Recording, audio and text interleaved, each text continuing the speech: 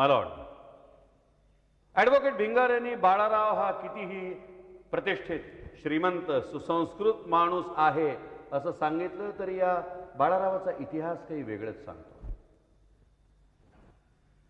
आपल्याला हवी ती गोष्ट काहीही कृती न करता मिळवण्यात किंवा हवी तशी गोष्ट घडवण्यामध्ये हा बाळाराव भयंकर हुशार आहे.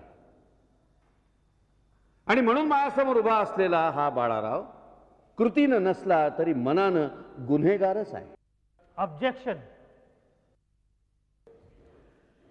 Mister Pawar, be careful.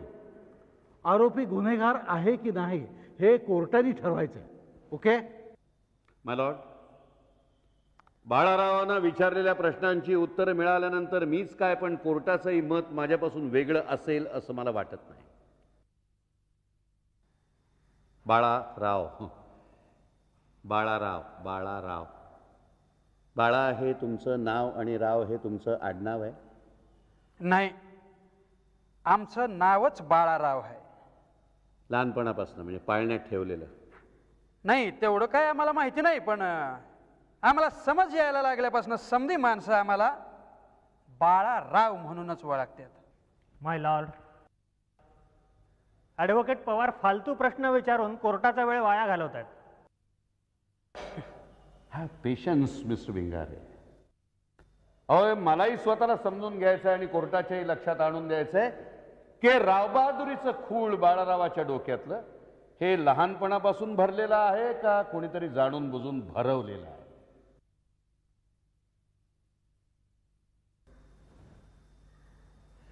जमीन किती आहे तुमची? 276 एकर. वडिलोपार्जित? हा? नाही, यातली वडिलोपार्जित जमीन किती आहे? 70 एकर. मैं दुपटीपेक्षा जास्त ही तुम्ही कमावलेली किंवा मिळवलेली जमीन आहे. काय शंका आहे का? आमच्या हिमतीवर आम्ही विकत घेतली ती तशी लिखित खतवे आहेत आमच्याकडे. ही जमीन जी तुम्ही विकत घेतलीत ही तुमच्या कुटुंबाशी संबंधित असलेल्या कुटुंबामधल्या कलहामधनं,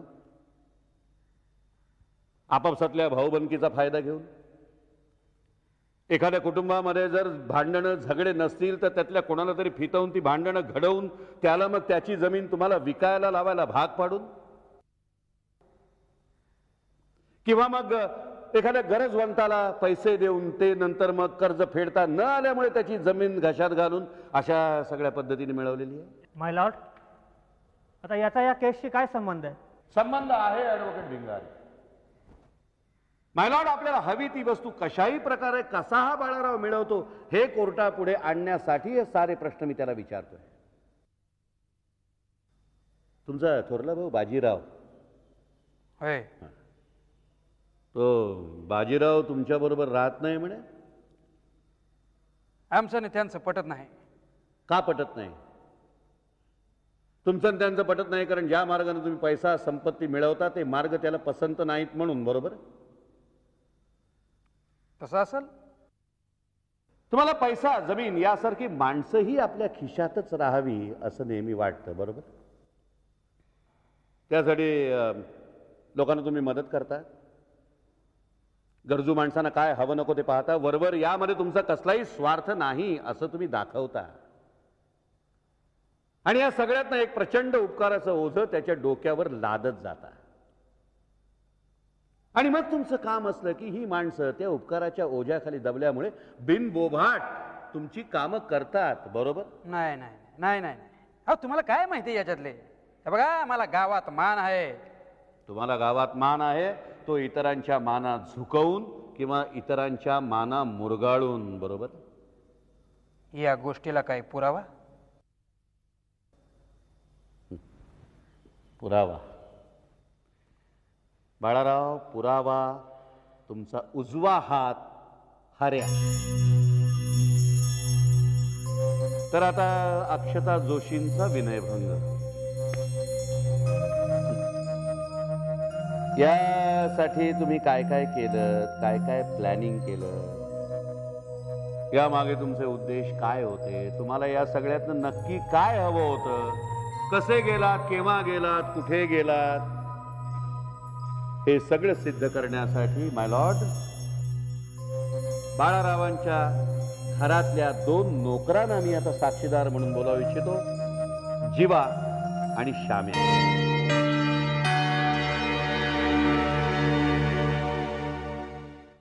सावकाश सावकाश. अरे थांब. बंटी, हे हे काय झालं याला? बंटी, अरे हे किती लागले? अहो काय झालं याला नक्की? बंटी, अरे काय झालं? काळजी करू नकोस, मी ठीक आहे. अरे किती लागले? मला कळेल का नक्की याला काय झालं ते? ताई आधी मला सांग, अक्षताच्या केसचं काय झालंय? अरे ती 2 दिवसापूर्वी सुरू झाले. मॅडम आणि अक्षता तिथे कधीच गेल्यात. पण मला सांगे तुला काय झालं? कुणी हे केलं तुला? हे तिथे खूप प्रॉब्लेम झाला असेल. काका माझी वाट पाहत असतील आणि मी गेलोच नाही तिथे. आई ग. बंटी, तुला विश्रांतीची गरज आहे. हा, तू आधी बरा हो, नंतर काय असेल ते आपण शांतपणाने बघू. ओके बंटी, अरे किती लागलंय तुला हे? तू आराम कर, बघू थोडा वेळ. असा इथे इथे. आई, तुला पाणी हवंय का? पाणी हवंय? पाणी थोडंसं पाणी आण.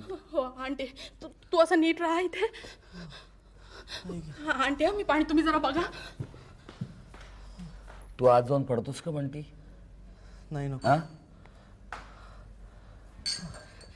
सावकाश सावकाश सावकाश सावकाश बंटी, पाणी घे थोडं. सावकाश. अहो काय झालं मला सांगा ना तुम्ही, याला नक्की काय झालंय ते? सांगतो मी. काय झालंय? हा काय प्रकार झालाय? शांतपणे ऐकून घ्या. बंटीला अतिरेक्यांनी किडनॅप केलं होतं. काय? होय, बंटीला अतिरेक्यांनी किडनॅप केलं. हो, पण याने मला फोन करून कळवलं होतं की मी बाहेरगावी चाललोय म्हणून. आणि याला कदाचित एक शक्यता अशी आहे की त्या अतिरेक्यांनीच बंटीला जबरदस्तीने फोन करायला भाग पाडला असेल. हा तुम्हाला नक्की कुठे सापडला? जंगलात. मी ट्रेकिंगला गेलो होतो तिथे, महाबळेश्वर पासून 35-40 किलोमीटरवर. मला जेव्हा बंटी सापडला तेव्हा मला त्याची अवस्था बघवत नव्हती. बेशुद्ध अवस्थेत होता तो. अतिरेक्यांनी त्याचा खूप छळ केलेला होता. आणि ते अतिरेकी ते कुठे गेले? त्यांनी याला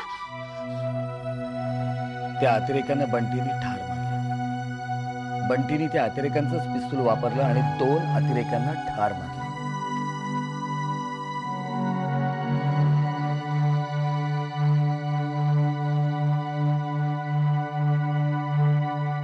या सर, या please. Welcome sir. Please be seated. Thank you. सुनंदाताई. काय रे?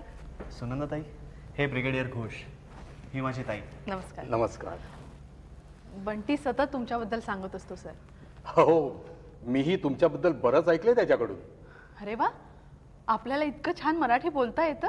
अहो, कॅप्टन होतो तेव्हापासून मराठा लाईट इन्फंट्री बरोबर राहिलोय. आधी पुण्यात, मग देवळालीत. मग बरोबर आहे. तुम्ही बसा, हा मी चहा आणते. हो, सरांना डबल शुगर हवी असते.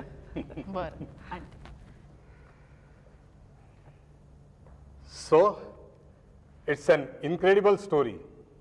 एवढं टॉर्चर होऊन कसं काय केलंस तू हे?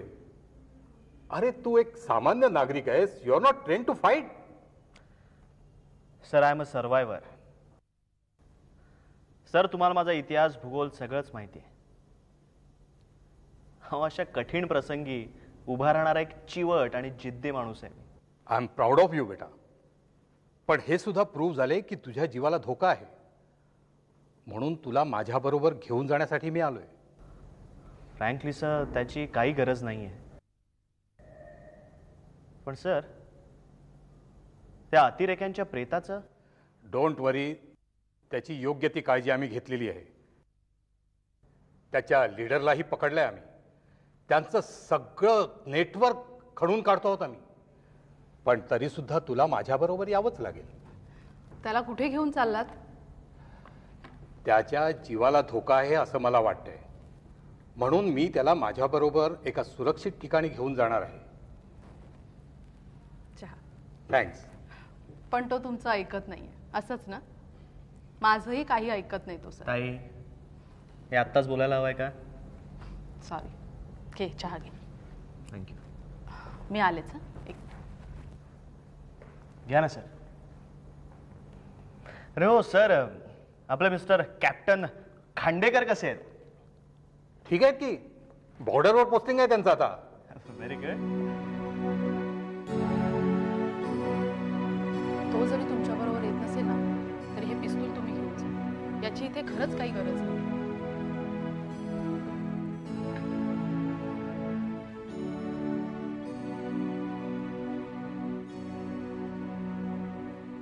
Good piece. Yes sir. Sir यानेच माझा जीव वाचवलाय. मग तू येणार नाहीस तर? सर खरंच त्याची काही गरज नाही. You stubborn little man. बरं ठीक आहे, आपण एक काम करू. तू पिस्तुलाचं लायसन्स घे आणि हे पिस्तूल मी. सर हे पिस्तूल मी माझ्याकडे नाही ठेवू शकत. नाही, ते बेकायदेशीर आहे. हे मी बरोबर घेऊन जातो, पण बघूया हेच कायदेशीर करता येतं का. ह्याच्याही पेक्षा चांगलं हत्यार मी देऊ शकतो तुला. सर पण काही झालं तरी या पिस्तुलाने माझा जीव वाचवलाय, त्यामुळे.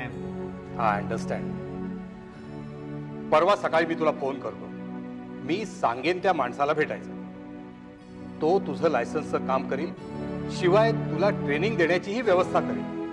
सर त्याची गरज आहे असं वाटतं तुम्हाला? Yes, don't argue, it's an order. Yes sir. Okay, तो परवा सकाळी. आणि हे बघा, ह्याची नीट काळजी घ्या. ह्याच्या जीवाला धोका आहे आणि ह्यानी जर ऐकलं नाही ना तर मला सांग. सरळ कॅम्प कमांडरच्या हवाली करून टाकतो. दिगू मी हे घेऊन जातो मी.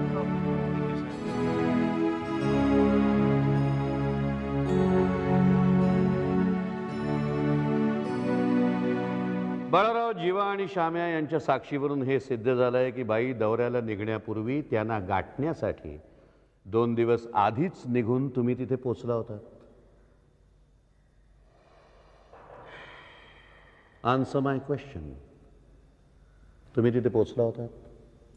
होय, आम्ही बाईंना भेटायला गेलो होतो. गुड. आता मला आणि कोर्टाला सांगा, तिथं गेल्यानंतर काय झालं? काय होणार नाही. आम्ही बाईंना म्हटलं की आम्हाला तुमच्याशी बोलायचं आहे, फक्त बोलायचं आहे आम्हाला तुमच्याशी. तर काय, अहो बाईंनी आमच्याशी आडमुठेपणा केला. हो, हाकलून लावला आम्हाला तिकडनं. आणि तुम्ही निघून गेला. आता अशा वक्ताला दुसरं आम्ही काय करू शकणार साहेब. नंतर मग तिथून बाहेर पडल्यानंतर तुम्ही पाय घसरून पडलात आणि तुमच्या डोक्याला जखम झाली, असं तुम्ही घरी आल्यानंतर जीवाला आणि श्याम्याला सांगितलं, बरोबर? हा, अक्षय बरोबर साहेब. काय आहे बाळासाहेब, तुम्हाला काही गोष्टींची आठवण करून देणं जरा जरुरीचं आहे. म्हणजे अक्षता जोशींच्या म्हणण्यानुसार त्यांनी तुम्हाला जा असं सांगितल्यानंतरही तुम्ही गेला नाही, जबरदस्तीनं तिथंच थांबलात. नंतर मग तुमच्या बोलण्यानं संतापलेल्या अक्षताबाईंनी तुमच्या मुस्कटात मारण्यासाठी हात उगारला, तो तुम्ही हात धरला, तो हात पिरगळला. नाही, हे खोटं आहे. असलं काय बी घडलेलं नाही तिकडं.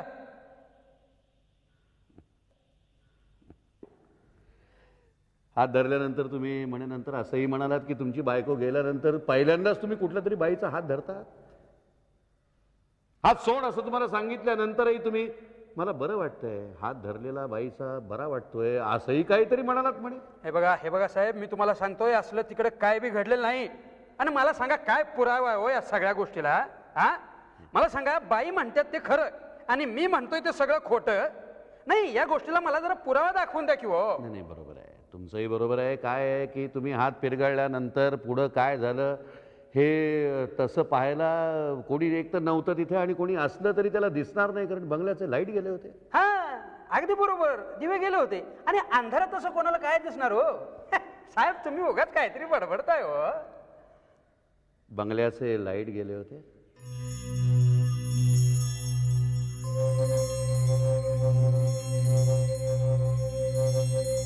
बाळाराव, बंगल्याचे लाईट गेले होते हे खरं आहे ना? हो, खरं आहे. Point should be noted. त्यानंतर मग बंगल्यामध्ये कोणीतरी येऊन तुम्हाला बेदम चोपलं आणि तुमच्या डोक्याला जखमा झाल्या, बरोबर आहे? साहेब काय बोलताय तुम्ही? कोण आम्हाला मारणार? वकील साहेब काय बोलताय ते साहेब? नाही, आम्हाला मारायची कोणाच्या धमक आहे का?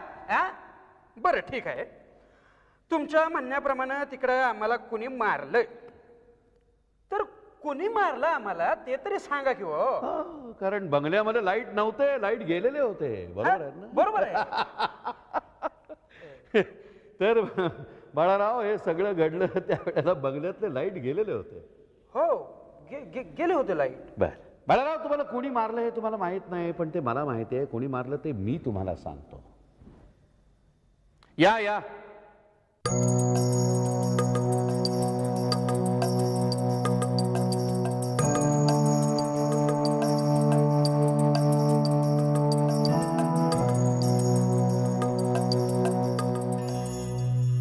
माय लॉर्ड, अक्षता जोशी यांचा विनयभंग होत असताना तो प्रत्यक्ष पाहणारे आणि त्यानंतर बाळाराव याला बेदम चोपणारे हेच ते बाजीराव, बाळारावांचे थोरले बंधू.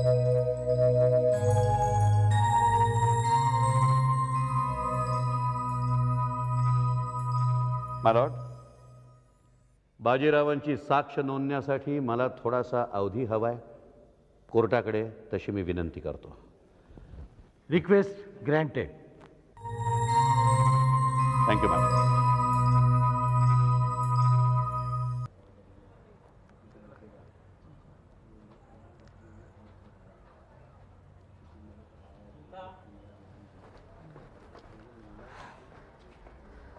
अक्षता,